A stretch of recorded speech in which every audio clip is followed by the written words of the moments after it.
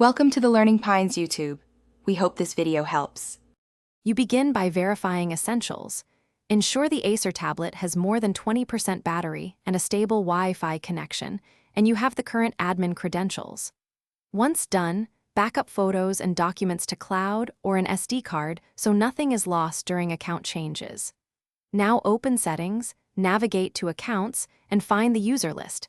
This first step locates the IT admin entry you need to change. Do this now so the next steps can proceed smoothly.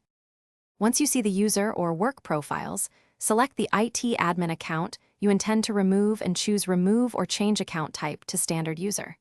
If the tablet is managed by an MDM profile, open Device Management and note the MDM name and profile ID because those must be unenrolled first. You might need the admin password to approve changes. Enter it when prompted. Make sure to double-check which account is active. Then proceed to unenroll or downgrade privileges. After removing or downgrading the admin, reboot the tablet so system policies update. This finalizes the change.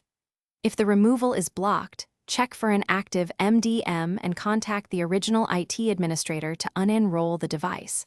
Alternatively, use documented recovery options, but make sure you have backups. If all else fails, a factory reset will remove management, but also erases data, so only use it when you have saved everything and possess any required recovery keys or accounts.